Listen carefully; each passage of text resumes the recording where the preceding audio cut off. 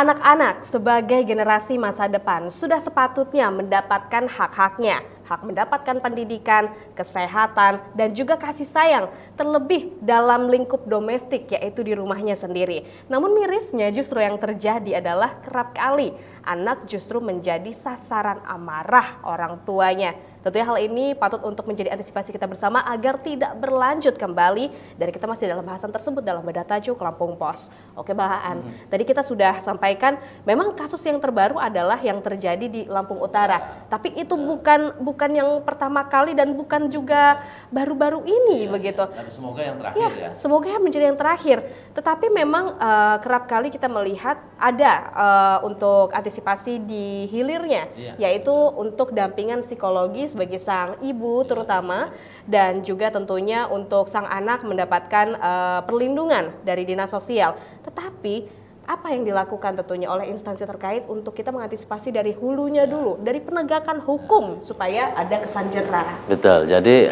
hulunya itu mestinya memang sekarang dari hulunya itu perangkat regulasi dari secara nasional sudah siap sebenarnya, sudah siap. Kemudian juga gubernur sempat mengeluarkan juga kebijakan tentang perlindungan anak itu, bahkan akan memilih daerah ramah anak kan gitu ya sebenarnya. Tapi memang sekarang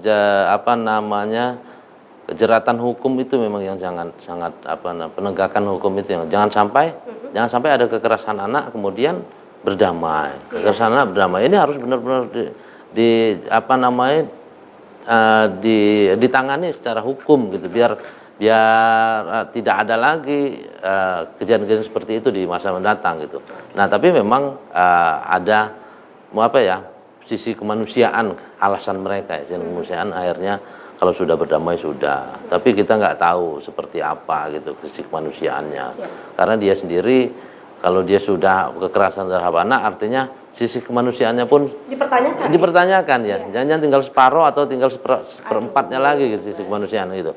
Artinya memang buanglah hal-hal yang tidak masuk akal, alasan-alasan yang dibuat-buat aja. Sekarang harus ditegakkan sisi hulunya, hukum ditegakkan, regulasinya sudah ada gitu. Nah, kalau sisi hilirnya tadi sudah dilakukan ya, psikolog, pendampingan psikologis, sosialisasi tentang daerah ramah anak. Makanya sampai sekarang target daerah ramah anak itu tidak pernah tercapai gitu loh. Atau tercapai daerah ramah anak tiba-tiba keluar lagi kasus kan gitu, itu yang sangat miris.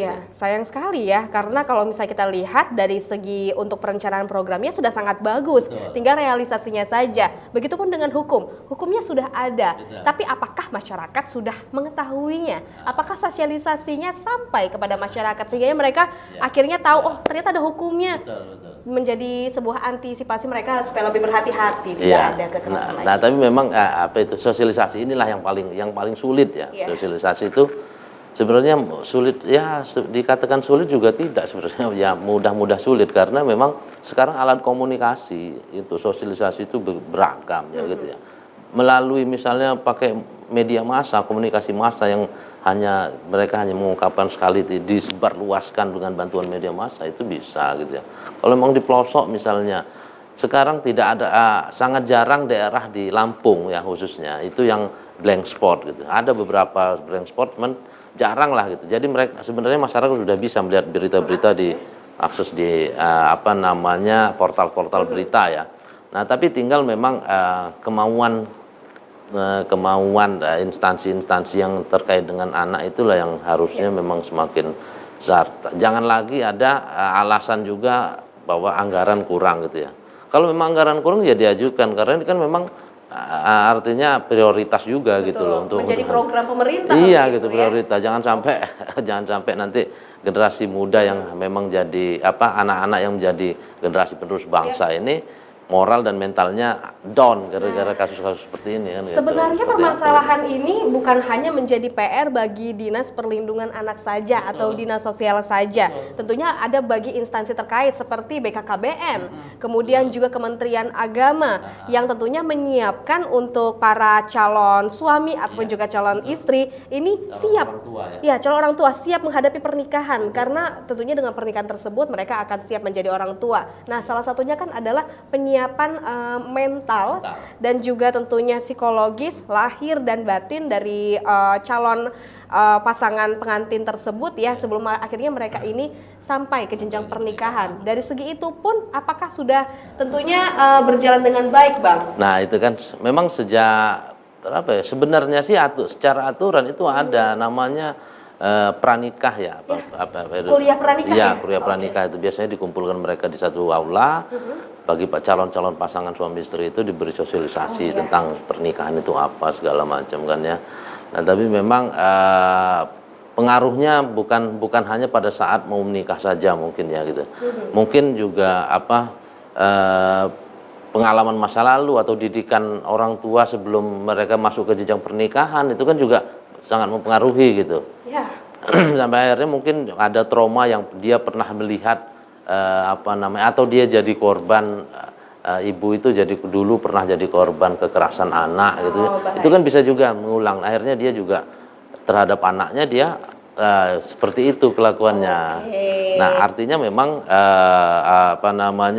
kalau memang sosialisasi sebelum pranikah itu perlu gitu. Cuman memang saat ini adalah pendidikan ya, pertama Kementerian Pendidikan itu harus bagaimana mendidik bagaimana moral generasi bangsa ini bisa maju. Ini alhamdulillah sudah masuk kurikulum Pancasila, ditambah katanya mereka. Kemudian sebenarnya juga kurikulum agama juga, agama dan akhlak itu terutama harus dikembalikan untuk yang proporsional juga. Wah, menarik. Nah, ini ada juga kabar terbaru dari BKKBN. Ini sudah menyiapkan sertifikat siap nikah. Bahkan mengeluarkan hal tersebut. Tentunya ini menjadi salah satu juga pengukuran diri ya, apakah secara mental sudah siap untuk berumah tangga. Nah, satu sisi tadi apa yang disampaikan oleh Bang Aan adalah trauma child yang harus disembuhkan terlebih dahulu ya.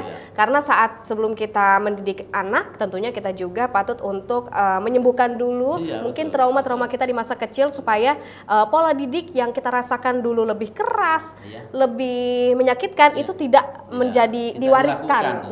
Tidak diwariskan, tidak dilakukan kepada generasi mendatang. Oke, terakhir Bang, mungkin rekomendasi dari Bang Aan sendiri terhadap masyarakat khususnya di Provinsi Lampung supaya kita bisa bersama mengantisipasi adanya kekerasan terhadap anak kembali. Harapannya sih memang Lampung Pos kemarin berharap pemerintah benar-benar serius ya menangani masalah kekerasan terhadap anak ini, bukan hanya sebagai slogan atau hanya sebagai alat politik atau alat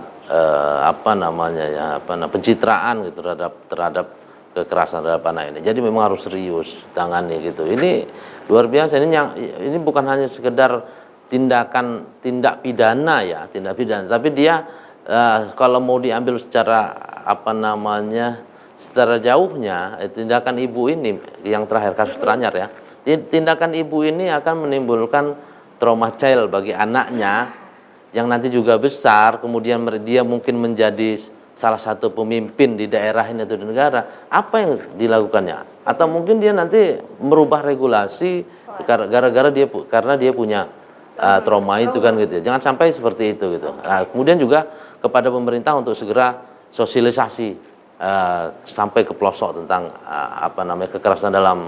kekerasan terhadap anak ini memang sangat